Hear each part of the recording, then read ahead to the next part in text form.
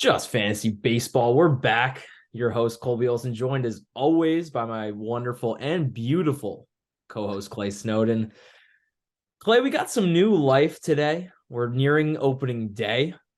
Just a few days away, not even just a couple days away. Thursday, opening day.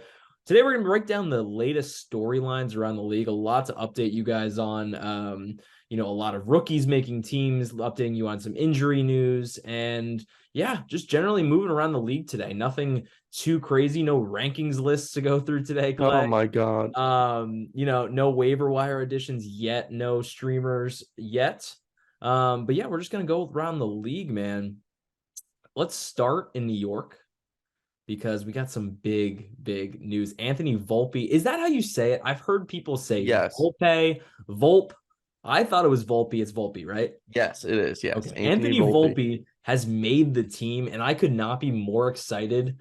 Because the reason I could not be more excited is that I wasn't necessarily sold that the Yankees were giving him a fair chance to make the team. Like, no matter what he did, I was a little worried that even if he had a crazy spring like he did, that they were going to be like, we're still going to send you down. Like, you need more seasoning and we're going to manipulate your service time. But he really forced their hand and just absolutely balled out in spring training, hitting a bunch of home runs. He has a ton of stolen base upside. I mean, he has a ton of fantasy baseball upside, right?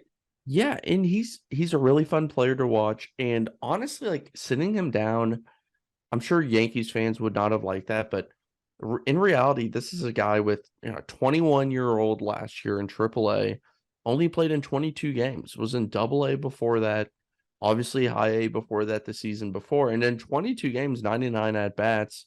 Uh, he had 236, 313, and 404 for a 91 WRC plus. So it wasn't like he, and I know it was a small sample size, And to right? that, But it I say, wasn't I like don't he was care. tearing it up in I AAA. do And it's not like, care.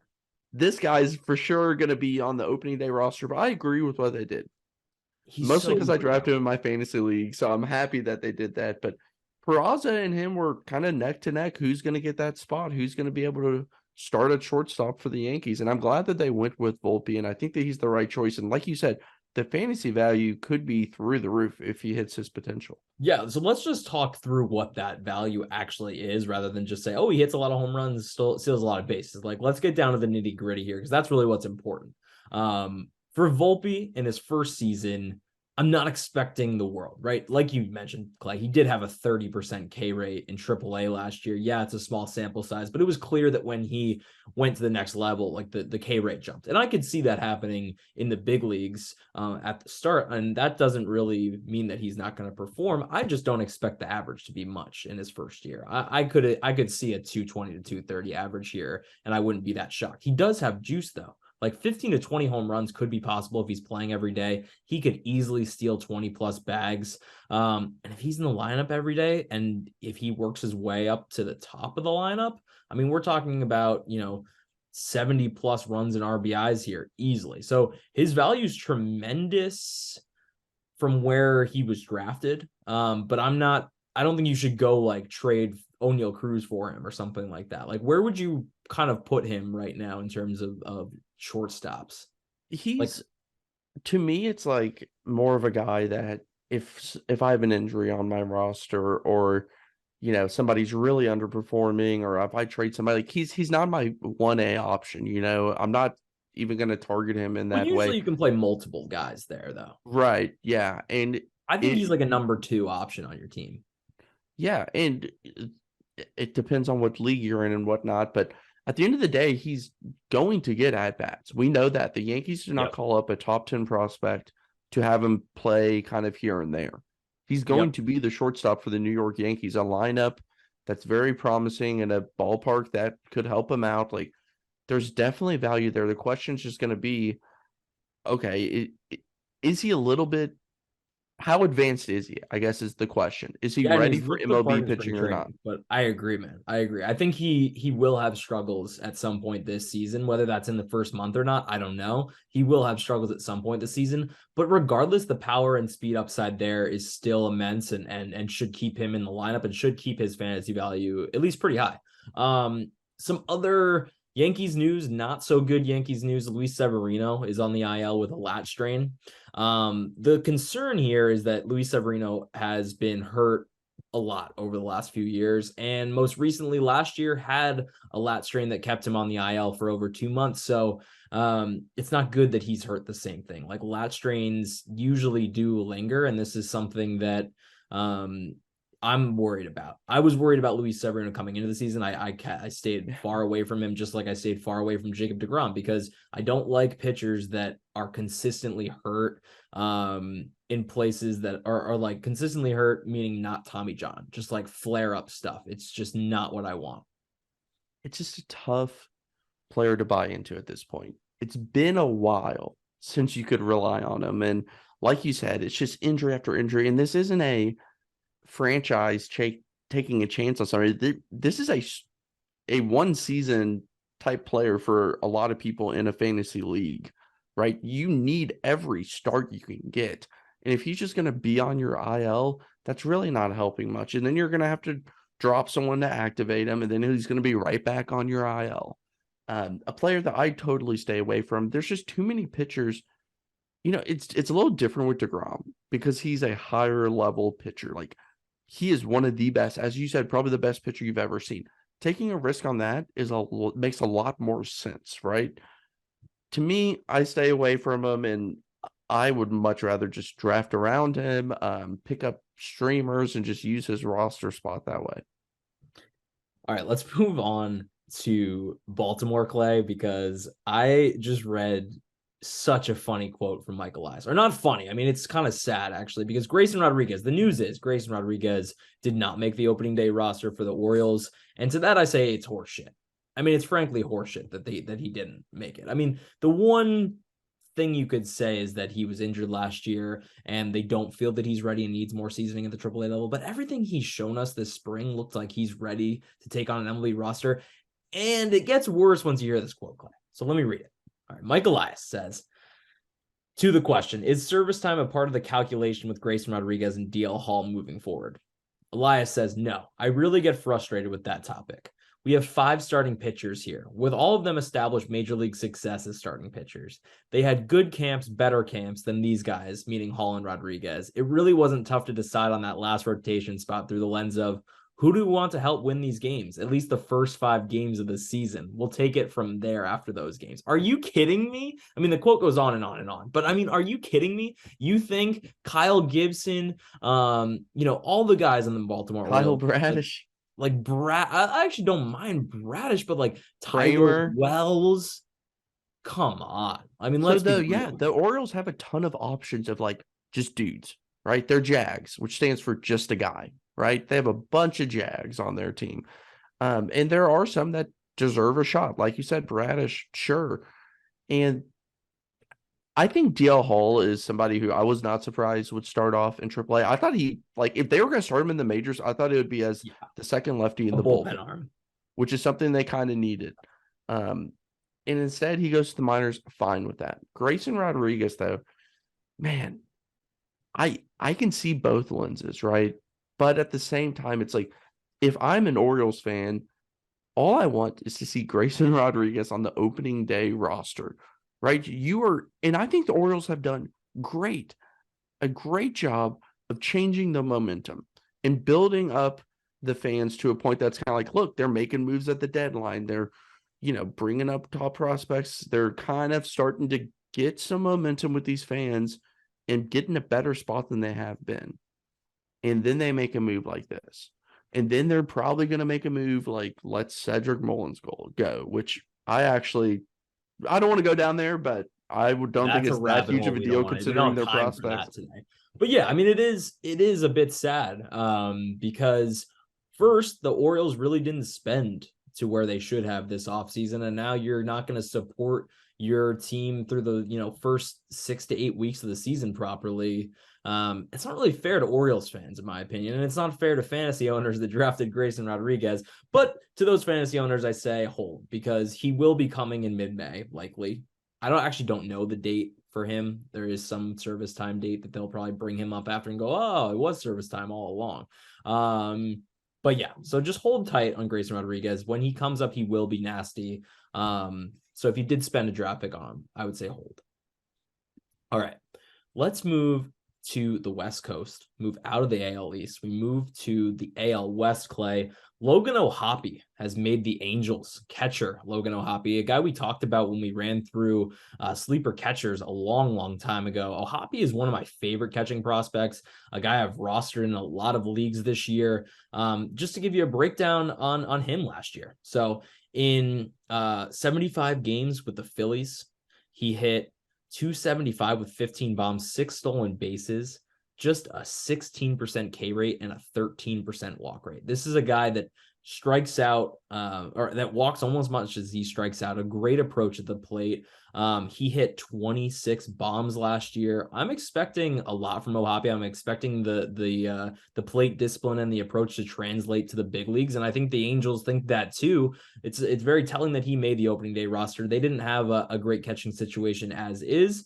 But yeah, I think that O'Hoppe really could be if you're a person that like really held off on those main catchers, like the main 8 catchers, and like you're just kind of scrapping for one, O'Hoppe's a really, really solid option if he's on your waiver wire and you need somebody to fill in there. And if you're in a league where he's taken, it's not a bad time to trade for him if you're in need of a catcher, especially 2 catcher leagues. And I think the Angels showed their hand a bit at the deadline last year when they brought him in. Um, and it was kind of a bizarre trade, right? It was kind of out of left field. Um, and Marshall's moved a nice prospect, a young player in a position that they weren't exactly stable at in the outfield. I mean, Taylor Ward showed some promise. Mike Trout was injured a lot. So, but Max Stassi is just not cutting it behind the plate. After they just signed him to an extension too, he was just awful. So they brought in Logan O'Hoppe, and I thought, okay, if you're trading that kind of capital and bringing in a guy to play a position where you just re-signed your player to a 3-year deal for not insignificant money, not huge money, but then you must really believe in him. And you are making that type of capital investment, then you're going to play him. So I think anyone that was drafting him knowing or banking on the fact that he'd get a lot of playing time was smart. And I think that it's an improved roster. I think that the depth has been improved with Urshela coming over. And, last year there were so many days where Andrew Velasquez and Luis Renjifro played over 115 games last year for the Angels. That's unacceptable up the middle. They're healthy now. We'll see how that goes. They're better. This is a big, big year for this team. This is Ohtani's contract year, right? How are these Angels going to be remembered? Are they going to be remembered as the team that finally reached the pinnacle and bring back Ohtani, or is it going to be another same old disappointing season? I don't know why I just started talking about the Angels whole team there and just kind of veered off. I kind of went on a rant. Yeah, you did. I noticed it. Yeah. Well, good thing for people that stayed through that rant, Clay, is they're probably wondering, like, okay, you guys went from Anthony Volpe to Grayson Rodriguez, and then you went to Logan O'Hoppe. Like, isn't there somebody else that you should be talking about that's maybe a little bit bigger? Yeah, we know. You think we're gonna give it all away on the first date here? No. You got to get a little bit into the show here. All right.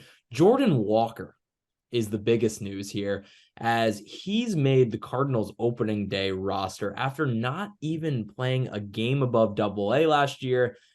He played well this spring, exit velos through the roof. Guy hits the ball hard, but Clay, he's not even 21 years old yet. I don't really know what to expect from Jordan Walker in his rookie season at age 21. You can look at the data here, 21% K rate last year in AA, and you go, wow, the approach is pretty good. But I still have my doubts here, Clay, about this translating in year one if you're in a redraft league, I would like the hype is there, but I think he's going to struggle with strikeouts in his first year. The swinging strike rate is decently high. It's about the same as Ellie De La Cruz, a guy that we think about as being a K first guy. So I think that Walker, while he's going to hit plenty of nukes and he stole 22 bags last year, I don't know how much contact he's going to make. And if you look at the projections, they're actually all very similar. About 247, 237 to 250 is really about where he sits. Around a 94 to 100 WRC plus. That's what they're projecting for this, young bat who A hasn't hardly played him. 21-year-old, yeah. Yeah. And I think My those question with those him projections is, are super conservative because, like, the thing about Jordan Walker as a 21-year-old making his debut with some of the biggest exit velos out there is that the ceiling is through the roof, but the floor is also quite low, I think, for his debut. Would you say that? yeah, and I kind of look at the Juan Yepes situation last year, and that's a bit different because Pujols and all this, but a player who was playing well, but they weren't getting on the field that much. They're taking him slow, kind of working him in. Now, like I said, there were other factors. That does not mean that this Cardinals team does not have other factors too. This is a really good team with some depth. So if Donovan's playing second base, let's say Gorman, isn't at second. Donovan's at second. That frees up the outfield a little bit. Lars Nootbaar, somebody everyone's high on, somebody who's going to deservedly get shots out there. And they just said Tyler O'Neill will be in center field. Okay. So right field. Are you going to have Jordan Walker in right No, field? no, Are you going Jordan to have Walker will play Dylan? left. Sorry, yeah, sorry. Are you going to have Dylan Carlson out there? I mean, it's kind of a crowded situation, and I wonder if they have an idea of Walker playing X amount of days per week. And if you have him in fantasy, is that going to affect his value? Now, maybe he hits right off the bat and he looks great and he's what everyone thinks he is. But if he doesn't do that, do they send him down if he struggles after a little bit? I mean, what do they do? Yeah, I mean that's always a possibility. I wouldn't expect it if they're putting him on the opening day roster. I think that they're pretty committed to him being up. But yeah, you never know. He could go down at some point. I think it's pretty clear at this point that Dylan Carlson is the odd man out here in this outfield. I mean, Lars Nootbaar, we're expecting a lot from. He had an amazing season last year. And the thing about Lars Nootbaar that I don't hear talked about enough is how well he hit lefties last year, Clay. He hit amazingly 273 in 69 plate appearances last year against lefties. He hit just 217 against righties. I mean, he had a 142 WRC plus against lefties last year versus a 120 versus righties. For a guy that's a lefty, that is crazy reverse splits. It's not a big sample, but like he can obviously hit lefties. And then Tyler O'Neill, yeah, he's going to be in the lineup almost every single day. But Dylan Carlson to me is the odd man out here. So what do you do if you own Dylan Carlson in your league? Let's say it's a little bit deeper, 12-man league. You have Dylan Carlson. Rethink Do your you keep fantasy him? situations. Do you keep him? No, I don't even know why you'd be drafting Dylan Carlson, to be honest. He's owned in a decent amount of leagues. I guess in a deep Is he leagues, though? you might have drafted him thinking Walker may not have made the opening day roster, but I mean, dude, Dylan Carlson hit 236 with 8 home runs and 5 stolen listen, bases I've in never really liked him. 128 games last year. If that is a guy that you're like seriously considering on your fantasy team, I don't know. Like, Yeah. I don't know. So sorry to anybody out there rostering Dylan Carlson for roasting you right there, but it's just not a guy for me that I think the Cardinals even need to be rostering right now, right? He should be on the top of the trade block, in my opinion. But yeah, Walker's going to get plenty of plate appearances here, so it's not a guy that I'm like, oh my god, I need to trade for him though. And I think it's actually a great sell high opportunity if you're in a dynasty league and somebody's going to give you the world for Jordan Walker and buy in on this hype. I say sell. I say sell. What do you think? Yeah, and I actually got that question today from somebody on Twitter was I'm in a league with all Cardinal fans. Do I trade Jordan Walker? And I said, absolutely. Like if you're in fans, not only is the hype high right now, but you're with Cardinal fans, take advantage of that. I always say take advantage of the people in your league if you can. Um, so yeah, trade high if the return makes sense, right? And if you're a team that's looking for something right now to win right now, and you can trade him for maybe even 2 pieces to help your team right now, I would do it in a heartbeat. In a heartbeat, man. All right, let's move on to Chicago. Oscar Colas is a name we've talked about on this show. Actually, you weren't on that show, Clay. My boy Dan Preciado was on the show. We talked sleeper outfielders. But I brought up Oscar Colas as an intriguing option as a sleeper outfielder, and here he is making the opening day roster. I'm very interested to see how he handles this because there is some swing and miss here, not a lot of walks in this profile, but the power is super enticing. It wouldn't like shock me if he hit 20 bombs and it hits right in the middle of this White Sox lineup because they desperately need a spark like that. But yeah, we'll just have to see, man. This is a guy that for me is super exciting. And if you're looking for like a high upside guy, which you should be looking for anyway, because if he struggles after 3-4 weeks and you're like, he's really struggling, Colby, he has a 32% K rate, well then yeah, you can always drop him. But I mean, I'm telling you, the upside here for his fantasy value is pretty high. Yeah, it's power, and he also makes enough contact to have a potential to at least get you by with average. I'm not saying he's going to hit even 270 or anything, but a super talented player. And for White Sox fans, they have to be so excited not to watch Andrew Vaughn and Gavin Sheets try to play right field, right? I think Vaughn would be a good player at first base. So far away from an outfield. Oh my God. Yeah. But Colas brings something that this is the type of flyer that you should be taking when you get into the players like, and I don't want to like sound bad, but like Mike Yastrzemski, like if you're in that range and you're just like looking for players like that you can usually kind of pick up on the waiver wire, why not reach a little bit and pick up a player like Oscar Colas? And like you said, the interesting part is he's going to get those at bats. It's not a 28-year-old rookie who's like, yeah, we'll start him. This isn't Sheldon Noisy. He's got juice. He's got serious juice. So yeah, this is a guy that, like, I want you, if you have him on your team already, amazing. If you don't, like, I say pick him up as a really high upside guy. Watch some ABs. I mean, he swings the stick hard. He's going to hit some nukes, some light tower power. All right, Clay, let's move on to Philly. Back to the East, NL East. Phillies with some sad news. Rhys Hoskins went down. That was a sad injury to see in a contract year. Rhys is a guy that, is a really amazing first baseman when he's on, and had some late season heroics last year and now tears his ACL. He's out for the year. What are the Phillies going to do now? Because they do not have first base depth. They really don't. I mean, Derek Hall is the man for the job, it looks like here. 27-year-old, kind of journeyman at this point. I don't know if I guess so, right? He's been in the minor league since 2016, really got his first shot last year as a 26-year-old. And it was an interesting debut, to say the least, Clay. I mean, he hit 9 home runs in 42 games. He had a 17% barrel rate and hit a ball 113 miles an hour, 44% hard hit rate. Like, that is screaming some serious juice.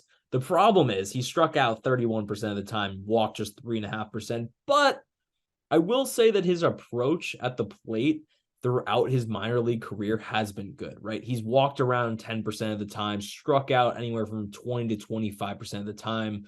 And in a 42 game sample, when that's your first taste of the big leagues, understandable that you would strike out more than you usually do. But the tools are there. I mean, 113 mile an hour exit velo and a 17% barrel rate, that's some legit juice. My thinking on this situation, as far as what the Phillies are going to do, is they're going to give Derek Hall a chance through the first 4, 6, 8, 10 weeks of the season, see how he can handle that. He can't hit lefties either, so they'll probably platoon somebody. They'll figure that out. But if Derek Hall isn't the man, then you make a trade. There's so many first base options out there usually that you can find somebody. Call the Red Sox up, get Bobby Dahlbeck down there. I don't know. Something. Bobby Dahlbeck. You know I had to get that Bobby Dahlbeck reference in So there. I actually heard an interesting thing that Alec Boehm could be playing some first base this year, which would be interesting considering he's not the world's best defender at third.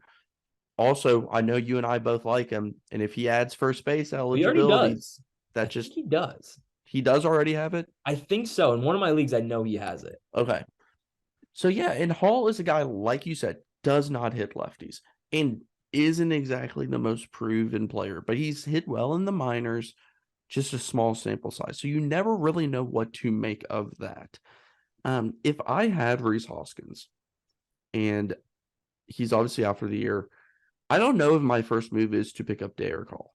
No, If I'm in a obviously not. I deeper was just league, talking about what they're dealing with. But yeah, I mean, like, go look for, depends how big of a league you're in, man. I mean, like, who's on waivers in like a 10-man league? Can you get a Casas? yeah, I selected Casas in a 10-man league with my second or third to last pick. Um, and it just kind of depends on your draft and whatnot. But first base is a position that you can find 10, 12-man league. You can find a little bit of pop here and there. All right, let's I'm trying to name think some if there's options. any interesting, like, if who I would trade for if you're trying to wing it. Now, I just don't know if someone would trade Jose Miranda. Like, would somebody who just drafted Yeah, him be you can willing to trade obtain him? Jose Miranda for sure. For sure. Yeah, he's not like crazy value. And as you mentioned, man, first base isn't scarce. Like, there's plenty of first basemen out there. I mean, like, even a Spencer Torkelson might be on your waiver wire. Like, go Yeah, and pick him up. he's crushed the ball in the spring. It hasn't exactly turned into hits, but that's a guy who you could. The reason why I brought up Miranda was like, let's say you bring up Miranda as your stopgap. Okay, somebody starts hitting that first base, you pick them up. Now you have Miranda who can play multiple positions. And that's where I see kind of his value is stopgap. And now I'm also going to be able to play your bench and fill in here and there. Um, man, Trey Mancini, Jared Walsh, Brandon Belt.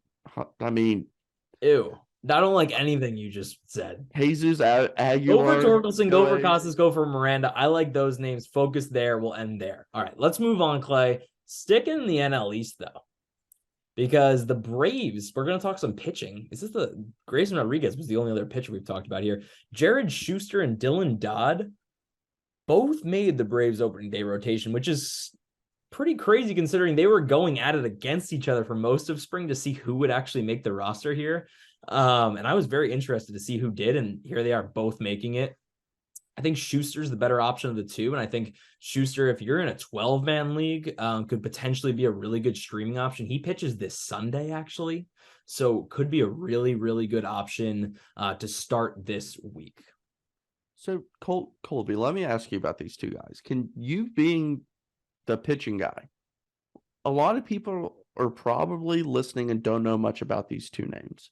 Why don't you give us just a quick little profile on each? Yeah, as I mentioned, Clay, I think Schuster's the more intriguing one of the bunch here. A guy that I'd be interested in streaming, as I mentioned, this Sunday coming up. He's going to be the third guy to start for the Braves this season. Good arm. I mean, he is a good arm. He performed well last year in Double-A in 90 innings. He struck out 10.5 per nine, walked nearly 2 per nine, gets a good amount of ground balls, had a 2.78 ERA, man, in 90 innings, 3.12 FIP. He went up to Triple-A and struggled, which, you know what, fair. Sometimes that happens, right? Making the move up a jump for sure to more advanced hitters, but also just making the move mid-season can be tough for some guys. Maybe he was worn out at the end of the season here, had a 4.25 ERA, but still, he looked really good in spring. In 18 innings, he had 18 strikeouts, just 4 walks. He's impressed me thus far. Dylan Dodd is more of a deeper streaming option for me, but I think Schuster is definitely a streaming option for this Sunday, but like kind of a guy that I would pick up to stream on Sunday. And then, like, if he pitches well, I don't see a reason to drop him because the Braves are a good team. And he has enough strikeout stuff to me that I think he could have some value if you're in a deeper league, like a 12-man league. He has some value here. Doesn't it feel like the Braves just keep having 23, 24-year-old guys coming up and pitching? Like they have like, Davidson and Mueller and Elder, and the list just keeps going on and on. And these are just two more there. So yeah, I like what you had to say, Colby. So I'll just echo that. It is crazy, man. Like, do you look at their pitching depth chart, even after trading both those guys you just mentioned? Like, Bryce Elder is legitimately like the 10th guy on their pitching depth chart. Like, that's crazy because he can get it done when needed. But yeah, we just got a couple more things to talk about here, Clay. Bryce Terang is another guy we talked about. I can't remember if we talked about him during the second base episode, outfield episode. Maybe we haven't. But he's definitely a guy to watch here.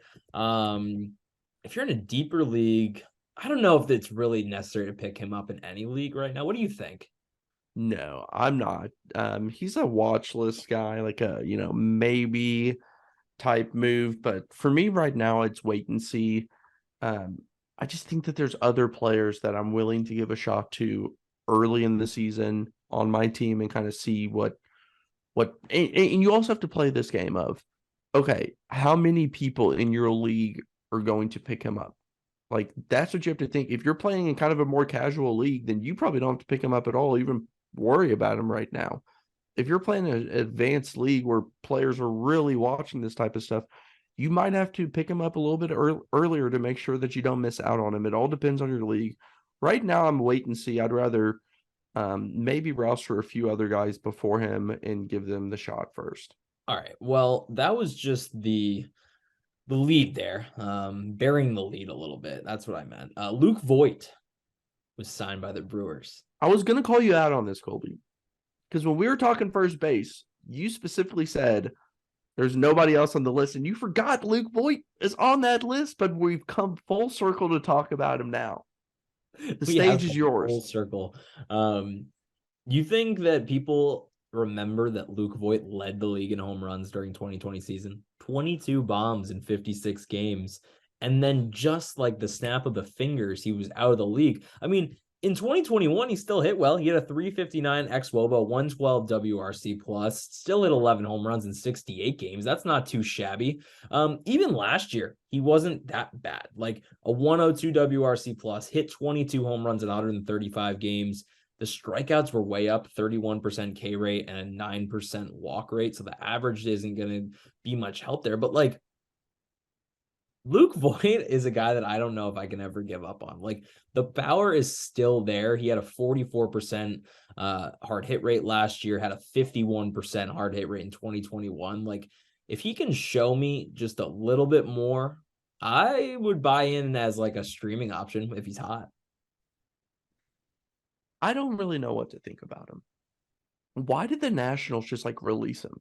Just like outright release him. And it's not like, oh, they had some prospect playing first. They have Dominic Smith playing first base. Like, I don't understand that. But he strikes out a bunch. He does have power. I'm a little just I just don't see him. I mean, this is the deepest of deep options. Yeah, okay, yeah. If it's like a super deep league, you want to roll the dice, but I guess he will get some run, I guess, when with the platoon option with Rowdy. I guess that's a play, maybe some DH. I mean, I just don't really see the at bats being there every single day. And I mean, maybe he hits well enough, but man, I'm just not there yet. Super deep 15-man league. Rhys Hoskins is injured. You don't like Derek Hall. Okay. You know what he has working for him is that Jesse Winker isn't that good. Is that I'm gonna be careful to say what I say about Jesse Winker. As a big Reds fan, got to be careful. Jesse Winker. I mean, I'll pray for a Jesse Winker bounce back. Me too. He's always been a high-level platoon bat. Is pretty much what I say. He really has. We'll pray for that. We'll pray for Jesse. I hope you bounce back, Jesse. All right, last one here, Clay. Ezequiel Tovar has not been getting enough buzz, and I'm not sure why. Like, Anthony Volpe's getting all the buzz here on the shortstop side of things. Jordan Walker's getting all the buzz, right? And then you have Ezequiel Tovar, who's going to be playing every single day at shortstop in Colorado. This is a 20-year-old last year who raked. I mean, in 20 games at AA, 13, or not 20 games, in 66 games at AA, 13 home runs, 17 stolen bases. He hit 318, 21% strikeout rate. Like, everything is screaming that this guy can take it to the next level with that approach, with that level of pop, with that level of speed. My question is, what's the difference between Ezequiel Tovar and Anthony Volpe? Because Tovar's going to have a way better average in course. He has just as much pop, maybe not as much pop, but like close. I think he gets 15 bombs in course. Volpe maybe gets 20, maybe. Volpe maybe steals more bags, but I think that Tovar can easily steal, 12 to 15, maybe 18. So, like, realistically, what's the difference here? I guess the difference is one's on the Yankees And that's always going to get the storylines, and one's not. One's in Colorado on a team that's stuck in purgatory. Like, that's the difference, right? Yeah, man. I And the would other be thing that needs to be pointed out about the Rockies is they don't have anybody that's like, oh man, like Jose Iglesias isn't there like he was last year. It's like maybe they could replace him if he's struggling. Like Alan Trejo, is that your guy that's your backup? Is Harold no, like Castro? literally, he's playing every single day. Yeah, Every he's gonna single get day. at bats. So I was in on Ezekiel Tovar for a long time. This was one of the first Bowman Chrome autographs I actually bought. I bought a little funny story. I've probably told this on this podcast already, maybe. If I have, well, sue me. I bought his Bowman Chrome for $15. I sold it for $90 a year later. That was one of my biggest success stories as a card hobbyist. But What did you do Tovar, with all that money? should have bought a Ezekiel Tovar jersey, but maybe I will. Maybe I'll repay the favor. Do it. But no, man, I think Tovar is a great option. He's just not being talked about enough. Like, this could be a really nice sleeper piece. And if you lost out on Volpe, here's your option right here. Yeah, I like that. I like it. All right. We got anything else? That's it. Dude, you know we have one more thing. Come on. You know we got one more thing. You know what it is. Big news in San Diego. Huge news in San Diego. I'm surprised we didn't leave the show with this, Clay. Like, probably the biggest news of the year out of San Diego. Cole Hamels. Cole Hamels. Report. Cole Hamels has looked better than expected in throwing sessions, and the Padres are hopeful he can be an option for them around midseason. Everybody get your watch list ready. Cole Hamels to the top, baby. To the top. When was the last time a off-season throwing session ever had a report of like, yeah, he looked about what we expected, or he looked a little worse, but like, he's going to build back? Every single report of anyone ever throwing a baseball in the offseason is like, oh my God, dude, he looks like a new guy out there. He looks so different, I hate it. All of the reports are just rubbish to me. I don't care. Cole Hamels, I hope he goes out there and pitches awesome, but I couldn't care less about him. The crazy thing is that the Padres are going to need him. That's the saddest part of this entire story. But at age 39, I hope he goes out there and shoves. I want to go to that start. I hope I'm in San Diego when he's pitching there. I mean, that would be glorious. I mean, let's be real, Clay. 2019, 3.81 ERA. He still got it done. He still struck out 9 batters. How many innings was it in 2019? 141. He made 27 starts for the Cubs and then made 1 start for Atlanta in 2020 and called it a day. But it's nice that Cole's going to go out properly. It wasn't fair for him to go out during the COVID season. So anyways, that's our little rant on Cole Hamels. I had to get that one in there, but this has been just like a little roundup episode for y'all. So Play next episode, what can we expect here? Waiver wire ads, some streaming options for next week. So like let's enjoy these first few days of baseball, and we'll give you some notes on what we're seeing and options for next week. So yeah, that's been Just Fantasy Baseball. Talk to you next time. Adios.